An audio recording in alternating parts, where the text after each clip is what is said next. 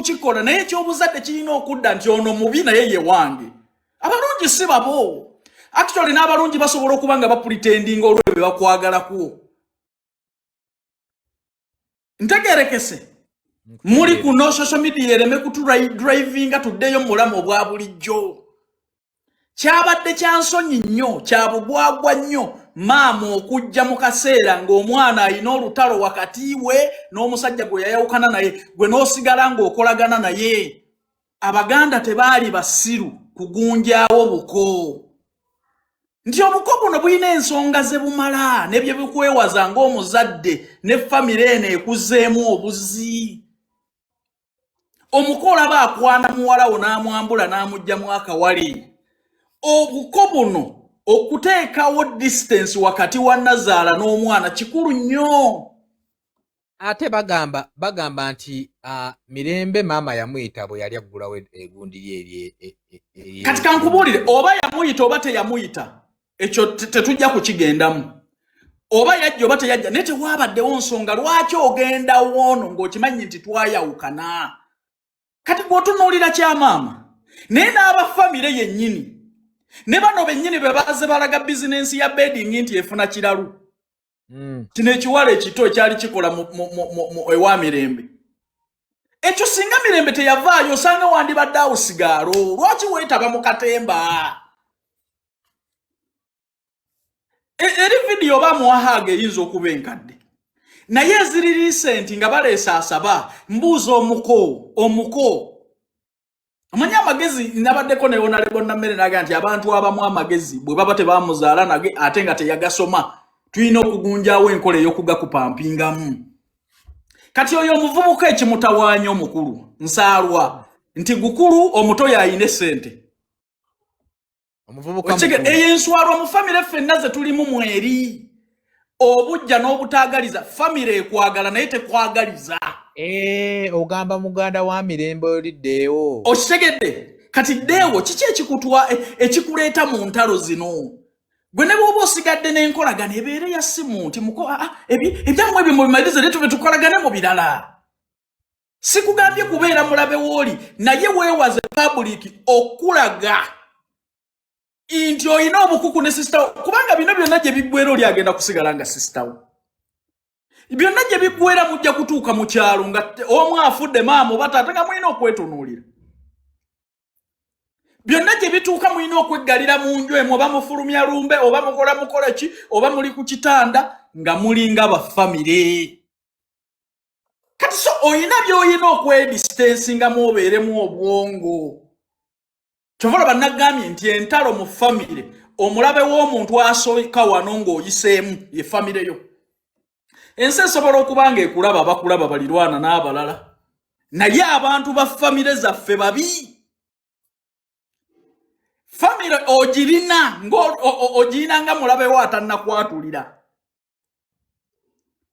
Ensaalwa n'obujja bye bikyasinze okukutula abantu bano. Neza mweze mulaba nti babaagala nnyo. Tonnategeera butegeezi, tonnabayitako. Kati dewe ekimutawaanya kwe kuba nti mukulu mu famire naye omukisa Katonda yaguwaani. Naye ate Mirembe tannagaana akulaze nti akukutteko. Naye obujja n'obutaagaliza wano mu Uganda tulina mentali enna tubifiirwe. Gw'okuwangula ffenna tulemererwa. Lwaki weetaba mu ntalo? Lwaki olaga oyagala okulaga sayidi n'okusalira omusango publicly ng'okimanyi kitta munno? Kubanga ekyamaama okudisaidinga agende ne sayidi emu kikwata olutalo luno ne kiruwanguza omuntu omu mu public ekitta omulala. Lwaki mutraumatizinga omuntu?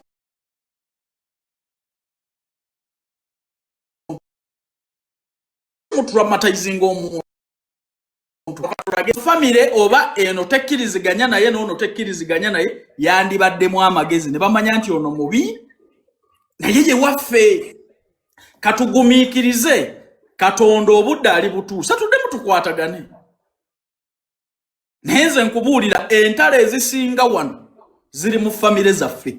Era omuntu eyawangula ensi eno ye muntu eyeesonyiwa famire, ye muntu akola ebintu bye mu nkukutu, Mirembe ekimutta kwe kulaba nti ali mu kusakisidi nga balaba ate bamanyi agenze mu kyala azimbye y'ennyumba ayina bino ayina achievements zino ayina kino kati agakulu gaddeewo Katonda g'ataawa mukisa kozi Katonda asobola okuba nga akugumiikirizaamu akulabe n'okulembezenge omwana abajjeeyo mu kyala akuleese mwasulanga naye gwakwawudde akuwaddeyo ne ssente genda otandika akaduuka ako kino ekiwala ekirala kyendaba naye naawe ogenza obeeremu ebyo ebividiyo kati kambabuuze singa Mirembe teyaleeta muvubuka oyo mu bulamu bwe mwandimutegedde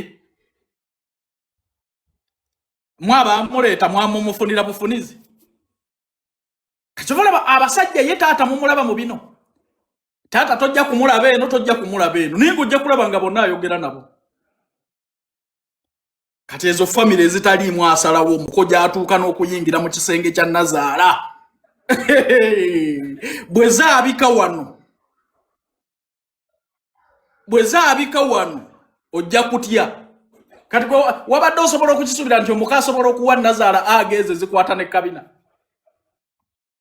nga mu famire ki wadde wano tutenda nti Abanyarwanda be batalina buko ku distance kikoyinza okutuuka ku Nazaala obwotyo kwemolera ku bantu omuka atalina magezi awerekeddwa Nazaala omusiru tebasobola kuleka muwala waabwe mu bulamu butuufu indeed tosobola kusalira mwana wo musango mu public omwana asobyeka bya munju omwana waayina kubeera mulungi mu buli omu gwayina okumanya obuzibu bwe naye abana abazadde abaaniko obuzina bw'abaana nga gwani ataasobya wano waliwo omuntu ali perfect ate mwegendereza abantu abo abalowooza nti bo bawogera ne Katonda kasita nalaba omukazi oyo n'omusapuli balowooza nti waliwo bo Katonda by'alina okukola bye batakozesezza na bwongo bwabwe beefuula ba Katonda balala bakolerera ggulu omwana gwe wasindika ku nsi omulekedde ensi okolerera ggulu ki bannange ebizibu mu nsi n'abantu babirina naye Katonda kaali kugezesa ne famire yo olitegeera Mirembe kyayitamu gwe tomanyi kujja muntu n'omuleeta akole obwawusi booyi oba obwawusi mu nnyumba yo n'akeera enkya ng'ali n'abantu abakulwanisa kati kyekiwala omuwala yakiwa ne sente misana ttuku nkusondedde sente zino genda otandika obulamu ani akikola gwe nga we wali okikoledde ani gweze mumpeeyo nti nakyusa obulamu bwa gundi namuyamba bwe nti ne muwe beetu okunsitamako abantu tubawe respect bazigiwaana ku lwa contribution ze balina ensi yali tebamanyi ne gwe mutijja nawe mwali temumumanyi eyamuleeta mu bulamu bwammwe yoyo bw'aba yawukanye naye oli ewammwe kyovalaba nti famire za baba Chosen Beki zikyawangula nnyo taata oba bamuleetedde mu kooki yoyo golowooza taata wa oyo maama wa Chosen Beki tayogera n'emiri naye ayina waakoma mama Alima Namakula azaala Lema Namakula basisinkana n'Edikenzo buli lunaku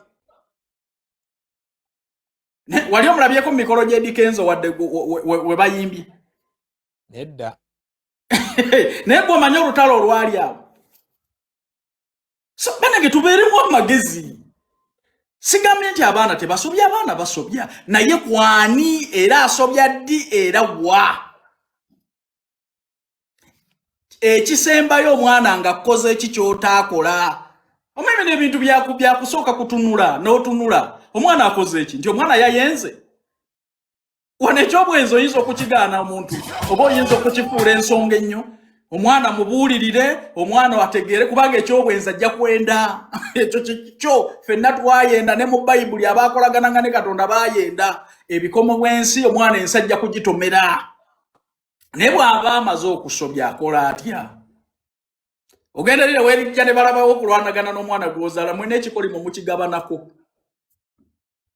era nze nkubuulira kaasi famire eyo gy'erina ne bwe beesabyasabya kati abo babadde baze kukola ki kuba oli omulenzi yabadde abakozesa kulwanisa muganda waabwe na muwala we Mama azze kuleeta mukisa ogusuula muwala we. Kyovula banze bwe tubeera mu meeting nze omanyi lwaki saakola kalulu ka 226 ako. Lwaki tewandaba mu campaign? Simanyi. Twali mu State House nga tuteesa ddiiru. Butyawe bagenda okutusasula ne ssente ze tugenda okufuna. Ne batukwasa omukazi okutukulembera nti yagenda okukubeera team leader. Kasita yayogera nti Mukama yeebazibwe. Nenjifuluma. Kubanga nategeera agenda kutandika okulowooza nti Katonda agenda kukola nga takozesezza bwongo obwo atunyigirize. Yeefula omutuukirivu ennyo mu birala. Be baloota n'ebirooto. Naloosa ologa gundi. Kankubuulire ensi osanga omukazi nga tamanyi wadde ddiini. Naye ng'ayagala abaana be akolera ku mutima gwe. Na kikyawulira tatabiikirizaamu byandowooza. This is the reality. Mama nozunga n'obusapuli mbwogabira omuntu alwanisa mwana w'omukisa. Mbw'oli mumugabira mukisa alwanisa omwana wo.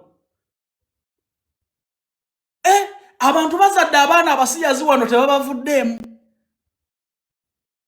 Abasiyazi. Famire nesirika nekaaba nekola etya nekakkana paka omwana lwalikyuka. Onagambye mu nsambya musajja munnange. Yes, nsambya naye bw'oba musajja munnange. Nze I don't own my wife. Mukazi wange ne bwe tuba tuwegadanga maama we n'amukubira essimu ayina ogikwata. Agamba atya Joelia Ali.